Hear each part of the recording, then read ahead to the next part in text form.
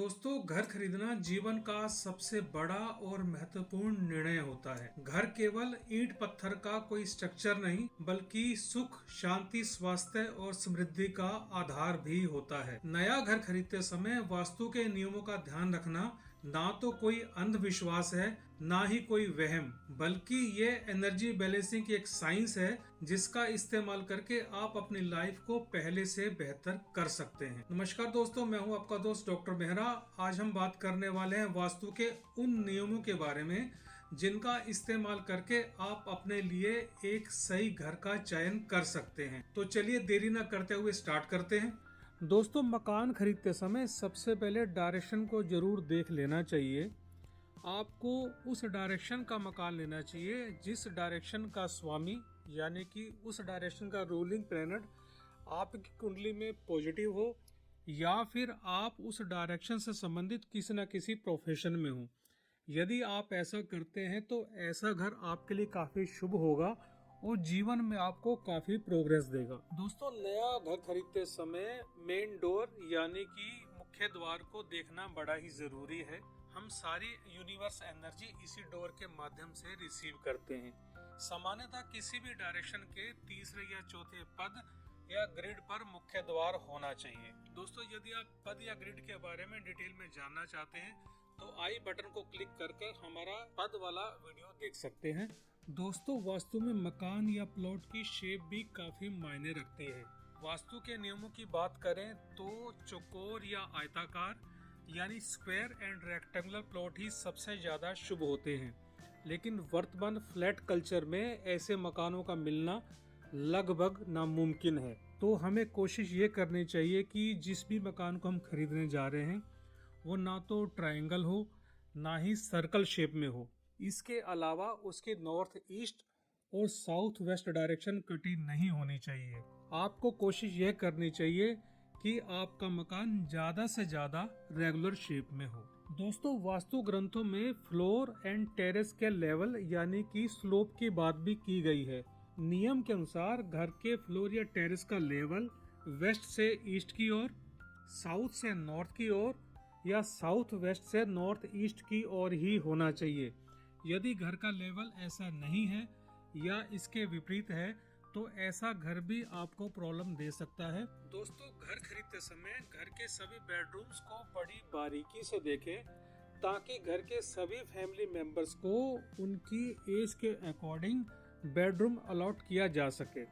Example के लिए south west direction master bedroom के लिए सबसे अच्छी मानी जाती है। ईस्ट डायरेक्शन में चिल्ड्रन रूम बनाया जाना चाहिए।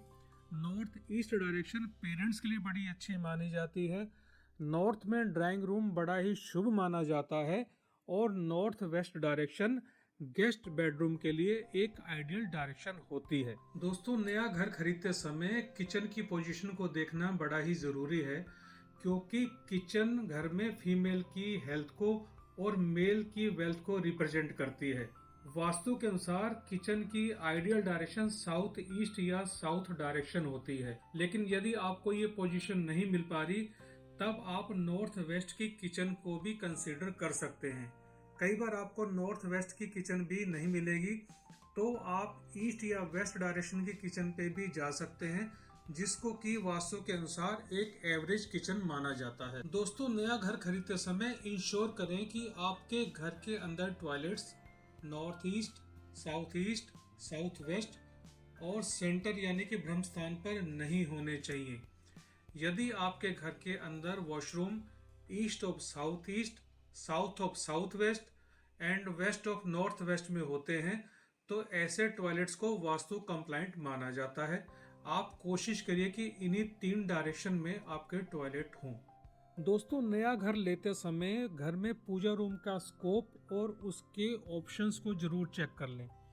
यदि आपके घर में पूजा रूम का स्थान नॉर्थ डायरेक्शन में, नॉर्थ ईस्ट डायरेक्शन में, ईस्ट डायरेक्शन में, सेंटर यानी ब्रह्म स्थान में या फिर west of south west direction में होता है, यानी आप इन डायरेक्शन में मंदिर बना सकते हैं, तो ऐसा घर भी आपके लिए काफी प्रोग्रेसिव हो सकता है, काफी शुभ हो सकता है। दोस्तों, नया घर लेते समय अंडरग्राउंड वाटर टैंक और ओवरहेड वाटर टैंक्स की पोजीशन को भी जरूर देखें। वास्तु के अनुसार अंडरग्राउंड वाटर टैंक नॉर्थ या नॉर्थ ईस्ट डायरेक्शन में ही होना चाहिए।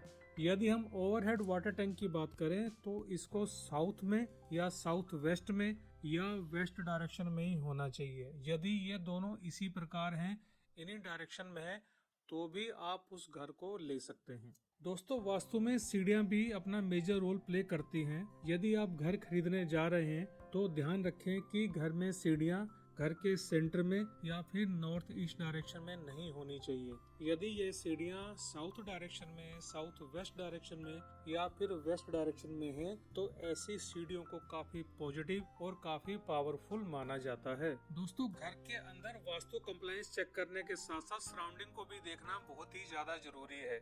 आपके घर के सामने कोई भी टी पॉइंट, कोई भी रोड हिट या फिर इलेक्ट्रिकल पोल जैसी चीजें नहीं होनी चाहिए। इसके अलावा आपके घर के आसपास हॉस्पिटल, स्लॉटर रूम या फिर शमशान घाट जैसी नेगेटिव प्लेसेस भी नहीं होनी चाहिए। तो दोस्तों, यदि आप भी वास्तु के इन 10 नियमों का पालन करते हुए किसी नए मकान को खरीदते हैं तो आप भी अपनी मानसिक शांति को बढ़ा सकते हैं, नए नए अवसरों में वृद्धि कर सकते हैं, परिवार में हार्मनी बढ़ा सकते हैं, अपने स्वास्थ्य में सुधार कर सकते हैं और अपने करियर और बिजनेस में नई नई ऊंचाइयों को छू सकते हैं। दोस्तों, आशा करते हैं कि आपको ये वीडियो काफी अच्छा लगा होगा और आप इस वीडियो की हेल्प से अपने लिए या अपने किसी दोस्त के लिए एक वास्तु कंप्लायंट मकान का सिलेक्शन कर सकेंगे। यदि आपको ये वीडियो अच्छा लगा तो इसको लाइक, शेयर और चैनल को सब्सक्राइब करना ना भूलें। फिर मिलेंगे एक नई वीडियो के साथ। तब तक आप सबको मेरा नमस्कार।